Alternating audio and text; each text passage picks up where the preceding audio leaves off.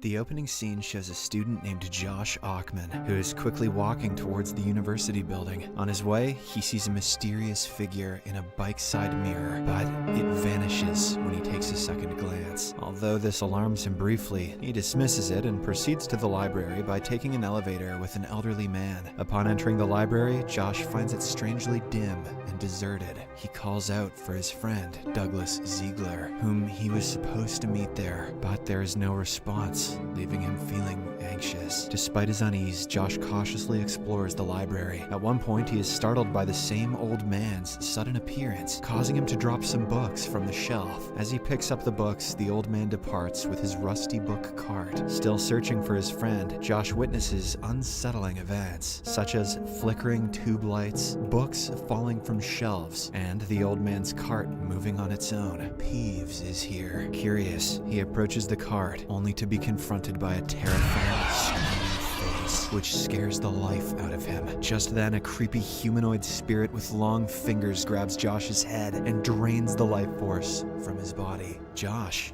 is fucking dead. In the next scene, we are introduced to four university friends named Isabel, Stone, Tim, and Maddie, who are having a few drinks in a packed bar. Everyone seems to be enjoying the moment, except for Maddie, who is concerned about her computer geek boyfriend Josh, because he has been away for a week. Sensing her worry, Isabel suggests moving on from Josh, considering the time they spent apart outweighs their time together. Afterwards, Tim, who harbors feelings for Maddie, offers to walk her home, but she kindly declines, as she considers him only a friend. Upon arriving back at her apartment, Maddie listens to a couple of her voicemails, one from her mother, and surprisingly, the other from Josh. However, the second message is empty, with Josh merely calling her name and hanging up. Concerned, Maddie tries calling him back, but he still does not answer the phone. That night, Maddie is unable to sleep, so she checks on her roommate Isabel, only to discover that she is not home. It turns out that she is sleeping with a random guy at his place. As a result, Maddie texts Isabel, asking her to come back home. The following day, after attending college classes, Maddie decides to visit Josh's apartment to check on him. Once there, she knocks on the door, but receives no response from inside. Eventually, she finds a spare key above the door, enabling her to get in. As soon as she enters, she discovers the apartment in complete disarray, with the computer code running. After a while, Josh walks out, but he appears to be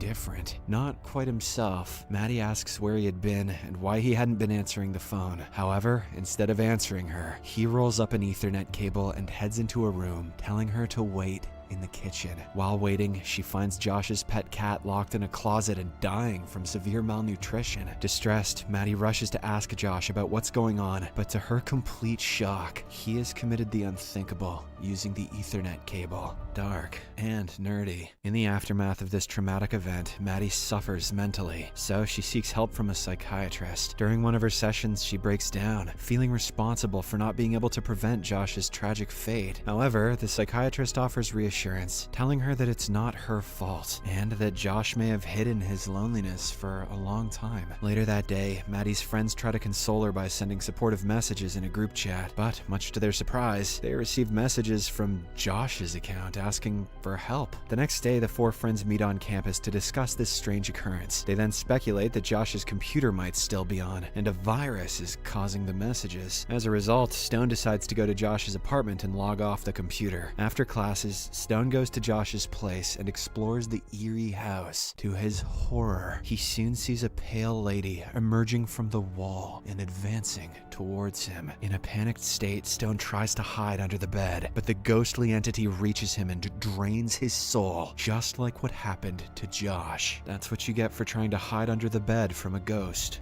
Freaking idiot. The next day, Maddie calls Stone to inquire if he managed to turn off the computer, but as expected, the possessed Stone doesn't talk much on the phone. Disturbed by the situation, Maddie decides to take matters into her own hands and heads to Josh's apartment. However, she finds the place being cleaned out and vacant by the landlady. Maddie asks about the computer, and the landlady explains that she had already sold it because Josh hadn't paid the rent for several months. Despite this, Maddie traces the computer's buyer, whose name is Dex McCarthy, and pays him a visit. She accuses him of using her boyfriend's computer to send strange messages. Confused, Dex shows her that he hadn't even connected the computer, leaving Maddie Maddie bewildered as she departs. In order to figure out what she was saying, Dex later plugs in the computer and discovers a series of peculiar videos. Among them, one video shows Josh taking a gun and tragically committing the unthinkable. Terrified, Dex calls Maddie and shows her the distressing footage, leaving her deeply unsettled. A few days later, while at college, Maddie receives a package sent by Josh 2 days prior to his death. Inside, she finds rolls of red tape and a message from Josh saying that these tapes keep them out, adding to the mystery and confusion surrounding the events. As days pass by, Maddie begins to experience increasingly terrifying nightmares and visions of horrifying spirits. She also witnesses disturbing scenes of people committing the unthinkable right in front of her. These experiences lead her to believe that something evil is pursuing her. One day, she visits her psychiatrist, but even he dismisses her claims as hallucinations. Trying to accept this explanation, Maddie attempts to maintain her normal daily routine and attends college.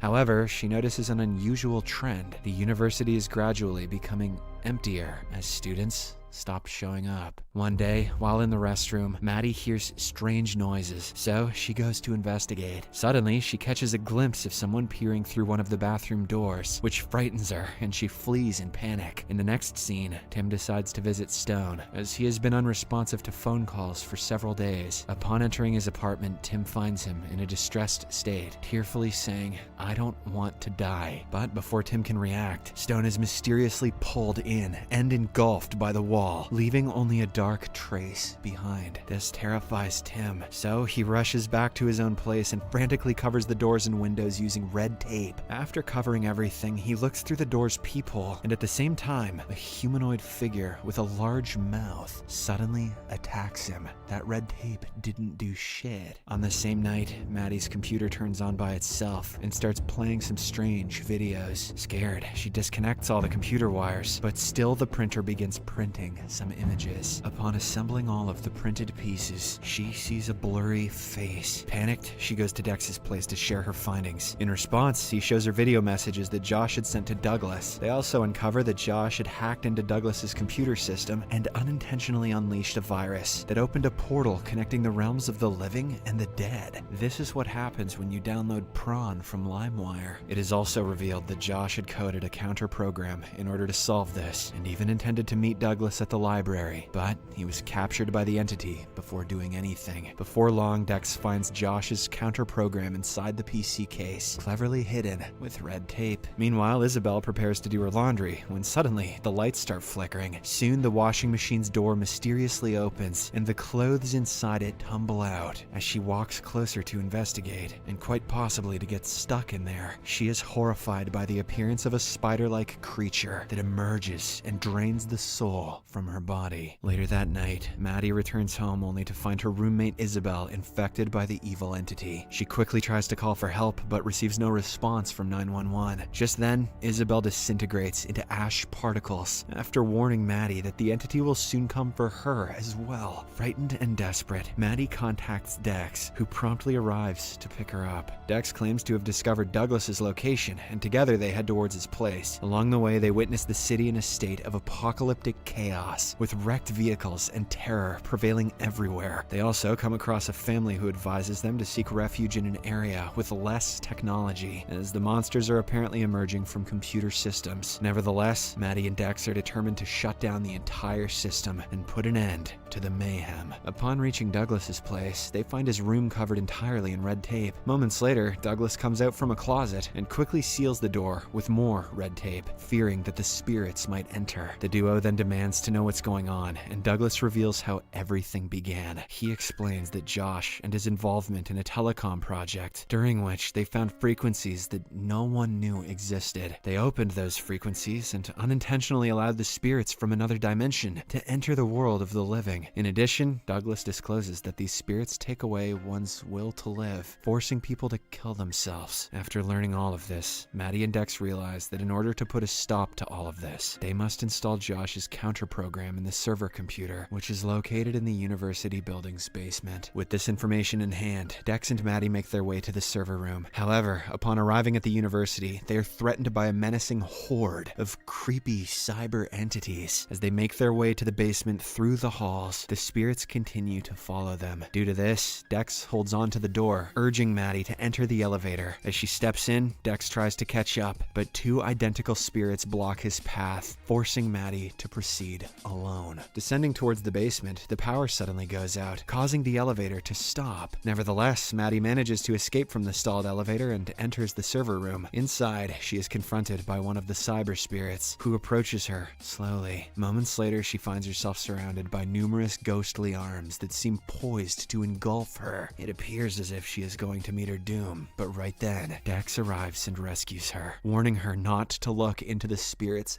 face. Following this, Dex proceeds to the main computer and installs the counter program. This causes the system to crash, vanishing the spirits for the time being. Minutes later, the system reboots automatically, and the spirits reappear, forcing Maddie and Dex to flee the city by car. They drive a considerable distance and then pull over to rest in the car. Not long after, they are awakened by a radio broadcast from the army, announcing the locations of several safe zones where there are no internet connections, cell phones, or televisions. But before they can react to the news, they are attacked by a four-armed humanoid entity. Despite this intense confrontation, Dex manages to start the car and drive to an area with minimal signal, leaving the spirit behind. Finally, the two make their way to a safe zone, and the movie ends with Maddie's voiceover reflecting on their new reality. We can never go back. The cities are theirs. Our lives are different now. What was meant to connect us to one another instead connected us to unimaginable forces. The world we once knew is gone, but the will to live never dies. Not just for us, and not for them.